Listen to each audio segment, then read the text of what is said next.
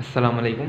हमने जो है इलेक्ट्रिक फील्ड का टॉपिक पढ़ लिया था और आज हम क्या करेंगे, इलेक्ट्रिक फील्ड की जो है ना रीडिंग करेंगे सिंध टेक्स्ट बुक बोर्ड से और पंजाब टेक्स्ट बुक बोर्ड से कि इन बुक्स में इलेक्ट्रिक फील्ड के बारे में क्या कहा जाता है और इनमें क्या क्या पॉइंट्स हैं। ठीक है, तो इसमें लिखा हुआ है कि before Maxwell and Faraday the forces that act between electric charges were thought of as direct and instantaneous interaction between them and it was called action at a distance.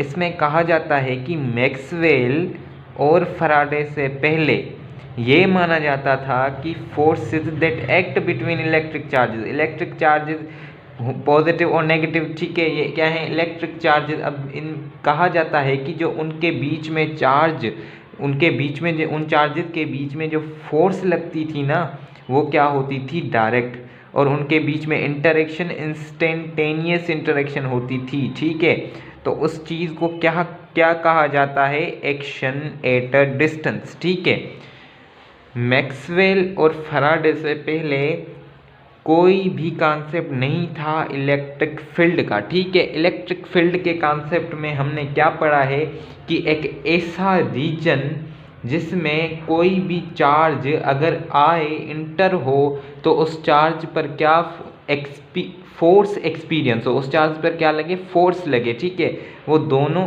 अगर दूसरी चार्ज उसकी फील्ड में आए तो वो क्या करेगी, उस पर फोर्स लगाएगी। ठीक है, अब मैक्सवेल और फैराडे से पहले कोई भी कॉन्सेप्ट था ही नहीं इलेक्ट्रिक फील्ड का कि कोई चार्ज आए उस फील्ड में और फिर वो चार्ज क्या करे, फोर्स लगाए दूसरी चार्ज पर।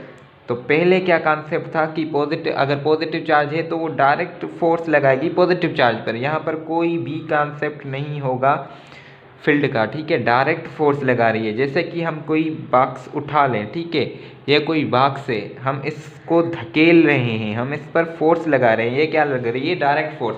हम किसी चीज़ को, किसी ऑब्जेक्ट को हाथ से ऐसे धकेल रहे हैं, फोर्स लगा रहे हैं, ये क्या है, डायरेक्ट फोर्स। तो इससे क्या कहा जाता है, एक्शन एट अ डिस्टेंस। ठीक है, बात समझ आ गई। अब Faraday conceived that the force between electric charges separated from one another is not a direct action at a distance।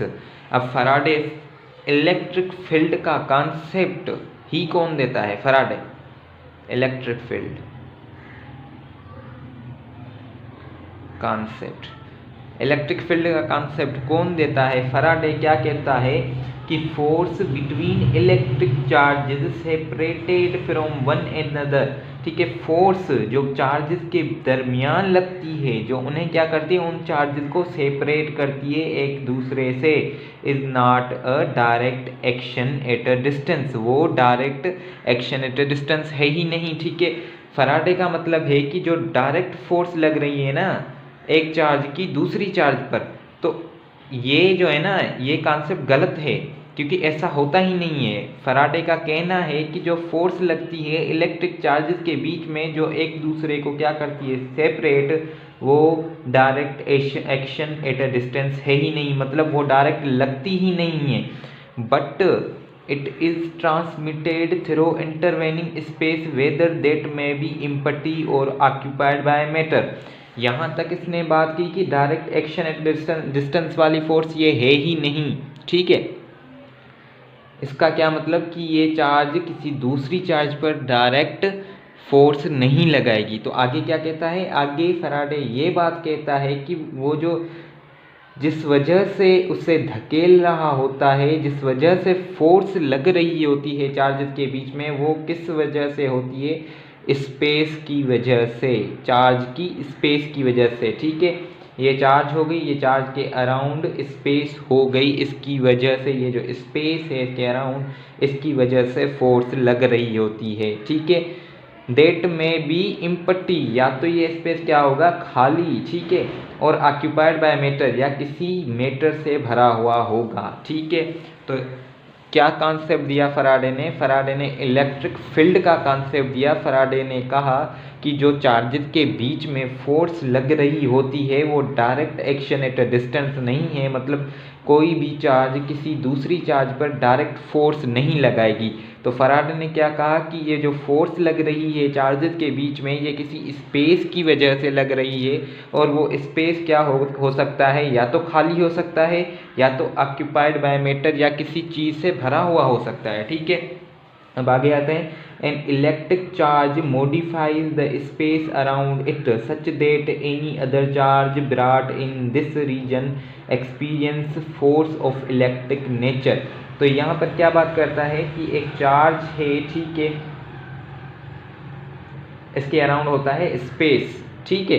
तो अगर हम इस चार्ज में, इस स्पेस में कोई भी चार्ज लाएंगे तो क्या करेगी वो चार्ज, वो दूसरी चार्ज पर क्या लगाएगी, फोर्स लगाएगी, ठीक है, इलेक्ट्रिक नेचर की। तो इसमें ये बात कह रहा है कि कोई दूसरी चार्ज हम इलेक्ट्रिक फील्ड या एक चार्ज के स्पेस में लाएंगे तो क्या लगेगी, दोनों के बीच में फोर्स लगेगी।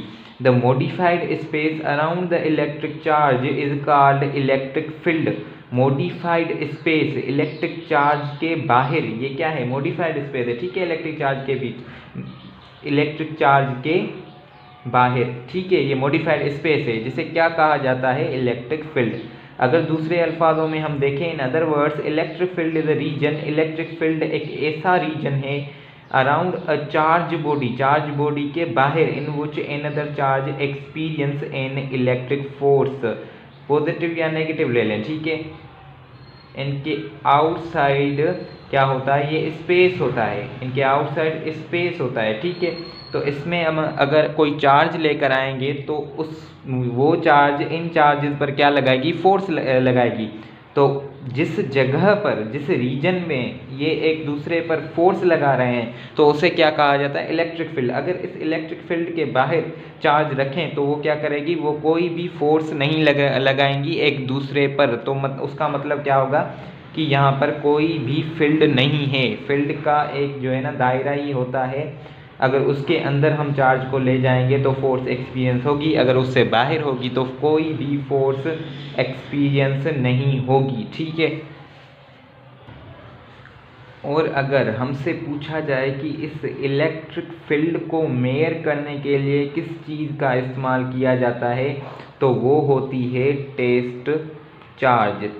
मीन्स ये चार्ज एक ऐसी चार्ज है जिसकी मदद से हम इलेक्ट्रिक फील्ड मालूम कर सकते हैं, क्योंकि इसका मैग्नीट्यूड कम होता है तो ये आसानी से इसकी फील्ड में हम रख सकते हैं और इनके बीच में क्या लग सकती है, एक फोर्स लग सकती है। क्योंकि इसका मैग्नीट्यूड होता है कम, इसका मैग्नीट्यूड ज़्यादा होता है तो इनके दरमियान लगती है क्या, फोर्स, ठीक है।